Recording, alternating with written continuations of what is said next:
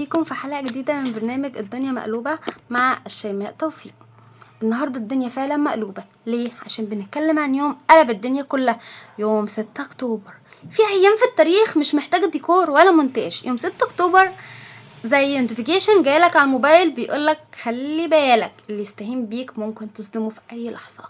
تخيلوا كده معايا 1973 العدو قاعد ومطمن وبيشرب القهوة بتاعته على الضفة الغربية وبيقول المصريين مش هيقدروا.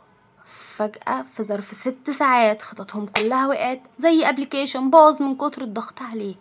الموضوع مش مجرد عبور قناة، لا ده كان عبور من مرحلة انكسار لمرحلة انتصار، عبور من انك تبقى مهزوم وضعيف لانك تبقى واقف قدام اقوى جيش في المنطقة وتقوله لا يا حبيبي مش انت اللي بتحدد مستقبلي.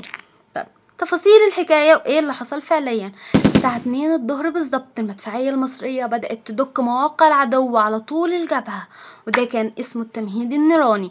في أول دقيقة أكتر من 10,000 قذيفة نزلوا على خط بارليف. يعني العدو صحي من النوم لقى نفسه تحت شلال من النار.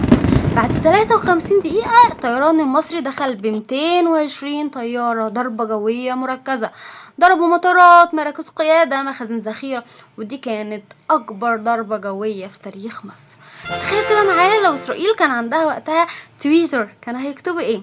انقطاع الخدمة الجوية في اسرائيل. طب الجندي المصري كان هيرد يقول له ايه؟ دي مش خدمة مقطوعة يا معلم، دي سيرفيس ابجريد. طب تعالوا نتكلم عن خط بارليف اللي كانوا بيفتخروا بيه. الخط ده اتعمل بعد 67 وكان عبارة عن سواتر ترابية بارتفاع 20 متر تقريبا، فوقها تحصينات، نقاط مراقبة، دشم خرسانية، سلك شائك وألغام. كانوا بيسموه أقوى خط دفاعي في العالم. إسرائيل صرفت عليه ملايين وقالوا اللي يحاول يعديه لازم ياخد قنبلة نووية صغيرة وهو معدي. المصري جاب شوية مضخات مية، ايوه 300 مضخة مية، نفخوا الرمل بالمية، فتحوا ثغرات في الساتر الترابي، عدوا الدبابات والمشاة. يعني اقوى خط دفاعي في العالم وقع قدام خرطوم مية. العبقرية هنا مش بس في السلاح لكن في الفكرة نفسها، وده يورينا ان المعركة ما كانتش بس قوة، دي كانت عقل. طب اسألكم سؤال، لو كان فيسبوك وقتها كان موجود، ايه اول بوست كان هينزل يوم 6 اكتوبر؟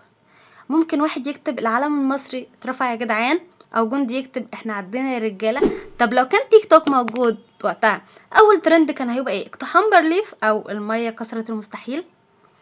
اللي قليل يعرفوا ان خطة الحرب كان اسمها بدر، واللي شارك فيها اكتر من 200 الف مقاتل.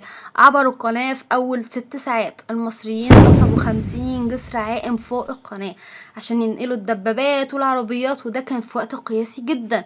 كمان القوات البحرية المصرية يوم 6 اكتوبر نفذت عملية كبيرة جدا، عملوا حصار بحري عليهم من البحر الاحمر للبحر المتوسط، يعني قطعوا عنها اي امدادات من بره. في عملية مشهورة جدا اسمها تحطيم خط بارليف بالنابالم. العدو كان عامل مواسير نابالم تحت المية عشان يولع القناة نار لو المصري حاول يعبر، بس المصريين عرفوا مكانها وضربوها فخطتهم وقعت. يعني العدو كان محضر حفلة شوا للمصريين في القناة، بس المصري قال له يا عم احنا اللي هنعمل حفلة شوا بس عندك. بعد ما الجنود عدوا القناة ورفعوا العلم الدنيا كلها ما بقتش زي الأول.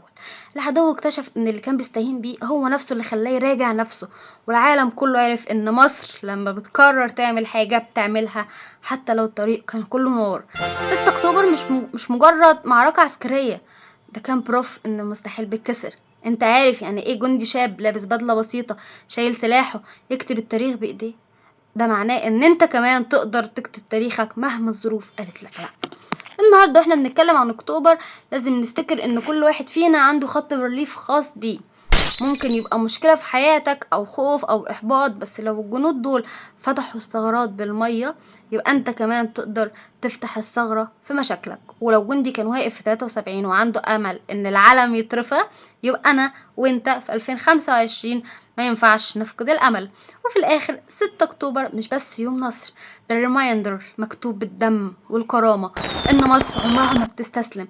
وفي اي لحظة حسيت ان الدنيا ضلمت افتكر ان في 73 مصر قررت تولع النور في عز الضلمة. وبكده يا جماعة نكون خلصنا حلقتنا النهاردة من برنامج الدنيا مقلوبة. استنوني في حلقة جديدة، والدنيا يمكن تفضل مقلوبة بس احنا دايما هنقلبها بالضحكة والامل. كانت معكم الشيماء توفيق. باي باي.